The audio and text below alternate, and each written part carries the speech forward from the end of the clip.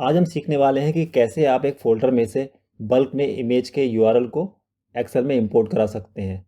इस मेथड का यूज़ करके आप अगर आप कोई ई-कॉमर्स स्टोर चलाते हैं जहां पर आपको images one by one copy करके उसके पाथ को एक्सेल में डालना पड़ता है और अपनी फ़ाइल को ऑनलाइन स्टोर पे इंपोर्ट करना पड़ता है, तो इस मेथड का यूज़ करके आप बल्क में इमेजेस के यूआरएल को इंपोर्ट करा सकते हैं बस एक सिंपल मैक्रो के मदद से। तो देखते हैं कि उस मैक्रो को हम कैसे क्रिएट करेंगे। आपको एक फ़ाइल क्रिएट कर लेनी है। मैंने यहाँ पर ये हेडर दे रखा है इमेज यूआरएल के, जहाँ पे मेरे को इमेज यूआरएल को इंपोर्ट कराना है।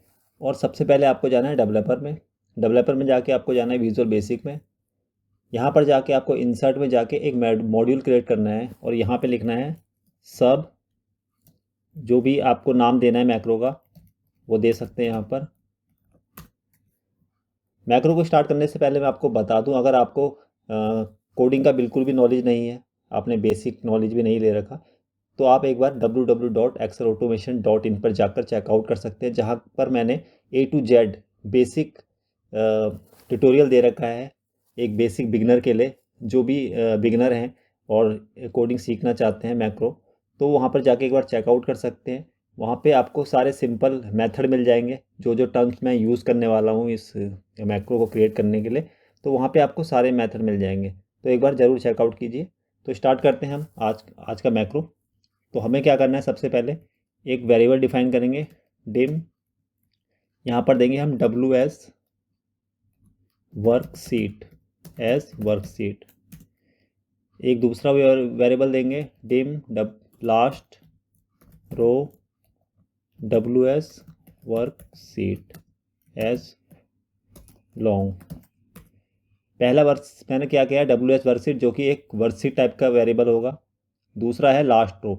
इस वर्कशीट के अंदर हमें लास्ट रो फाइंड करनी है। जो हमारी ये वर्कशीट है इसके अंदर हमें लास्ट रो फाइंड करेंगे।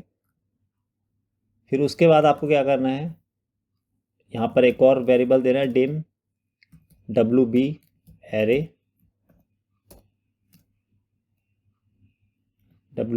As variant.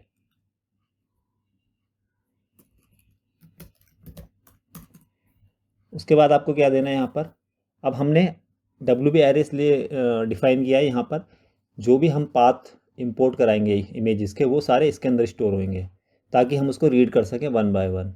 अब हमें क्या करना है, WS को सेट कराना है एक ऑब्जेक्ट के अंदर। तो यहाँ लिखेंगे सेट और equal to this workbook dot worksheet.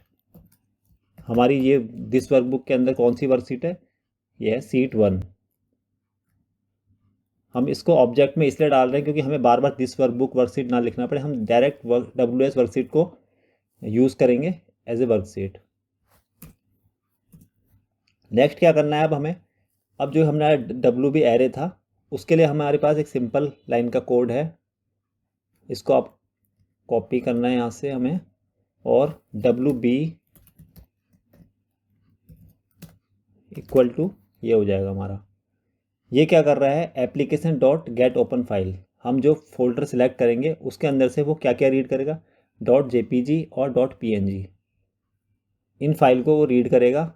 और मल्टी सिलेक्ट हमने इसलिए ट्रू किया है क्योंकि हमें एक से ज़्यादा इमेजेस के यूआरएल को एक्सेस करना है, इसलिए हमने यहाँ पे मल्टी सिलेक्ट किया है। अगर आपको सिंगल ही करना है तो आप फॉल्स भी कर सकते हैं। नेक्स्ट क्या करेंगे, अब हम क्या करेंगे, यहाँ पर एक कंडीशन लगाएंगे, if not is empty then end if is.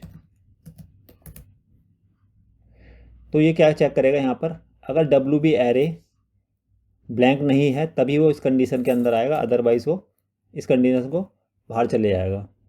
तो हमने यहाँ पे कंडीशन लगा दी। अब यहाँ लगाएंगे for loop for I equal to 1 2 W। अब यहाँ लगाएंगे U bound WB array next आई।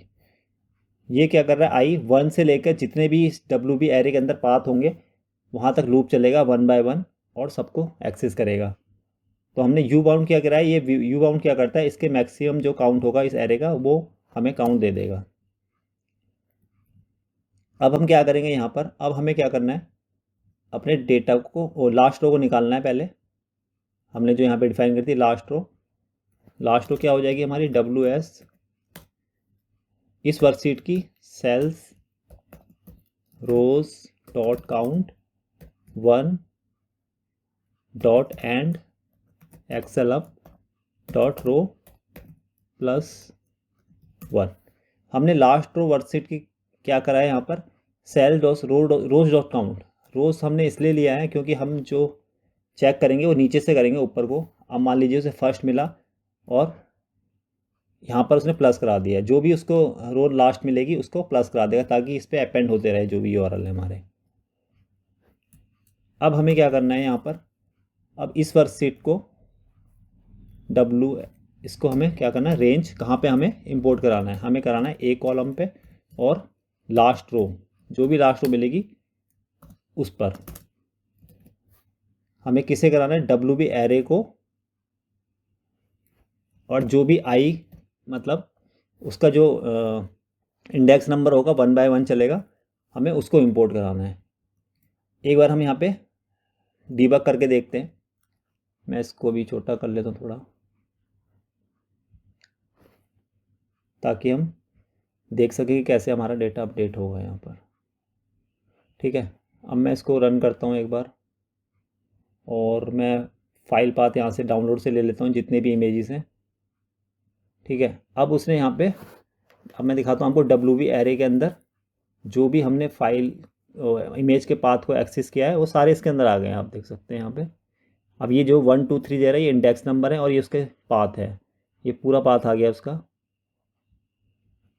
अब यहाँ पर हम दोबारा F8 करेंगे तो अब उसको ये कंडीशन ट्रू मिली है क्योंकि हमारे सारे पाथ WB एरे के अंदर है। अब वो यहाँ पर चेक करेगा 1 से WB एरे मतलब यू बाउंड क्या कर रहा है, उसके टोटल काउंट निकाल लिया कितने उसके अंदर यूआरएल है, तो 118 यूआरएल है हमारे पास।